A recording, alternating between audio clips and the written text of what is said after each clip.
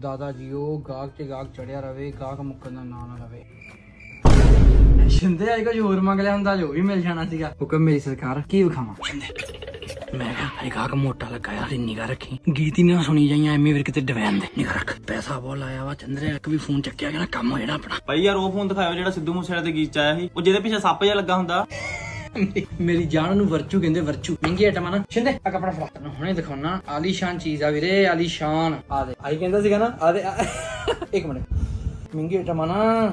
ਅੱਛਾ ਚੱਕ ਕਿਤੋਂ ਨਹੀਂ ਮਿਲੂਗੀ, ਆਪਣੇ ਕੋਲ ਮਿਲਦੀ ਇੱਥੇ ਬਾਜ਼ਾਰ ਵਿੱਚ। ਅੱਛਾ ਵਾ, ਮੜੀ ਫੋਟੋ ਤੇ ਖਿੱਚੋ, ਸੱਪ ਦੇਖਿਓ ਦਿਖਦਾ ਮਾੜਾ ਜਿਹਾ। ਹਾਂ ਮੈਂ ਖਿੱਚਦਾ ਨਾ ਫੋਟੋ, ਥੋੜਾ ਪਿਆਰ ਨਾਲ ਫੋਟੋ ਨਾ, ਮਹਿੰਗੀ ਆਈਟਮ ਹਾਂ ਬਹੁਤ ਸੋਹਣੀ। ਆਲੋ ਭਾਜੀ ਮੈਂ ਤਾਂ ਫੋਟੋ ਖਿਚਾਉਣ ਆਇਆ ਸੀ, ਉਹ ਕੱਟਿਓ ਨਾ, ਮੈਂ ਕੱਲ ਨੂੰ ਆਣ ਕੇ ਲੈ ਕੇ ਜਾਣਾ ਫੋਟੋ। ਭੈਣ ਦਾ ਵੀ ਟਾਈਮ ਖਰਾਬ ਕਰਕੇ ਚਲ ਗਿਆ, ਉੱਤੋਂ ਸੱਪ ਫੜਨ ਦਾ ਵੀ ਨਹੀਂ ਪਤਾ। ਉਹ ਕਿੱਦਾਂ ਭਾਜੀ, ਉਹ ਕੰਨਾਂ ਤੇ ਲਾਉਣ ਵਾਲੇ ਨਹੀਂ ਹੁੰਦੇ ਯਾਰ, ਉਹ ਦਿਓ। ਇੰਨੀ ਜ਼ੋਰ ਦੀ ਤੇ ਹੱਥ ਮਾਰੇ ਨਾ ਤੇਰੇ ਕੰਨ ਦੇ ਚਪੇੜਾਂ ਲਾਉਣੀਆਂ ਮਾਰਦੀਆਂ। ਪਿੱਛੇ ਖੜਾ ਹੋ ਕੇ ਦੱਸ ਕੀ ਚਾਹੀਦਾ ਤੈਨੂੰ? ਮੇਰੀ ਜਾਨ ਏਦਾਂ ਦਾ ਪੀਸ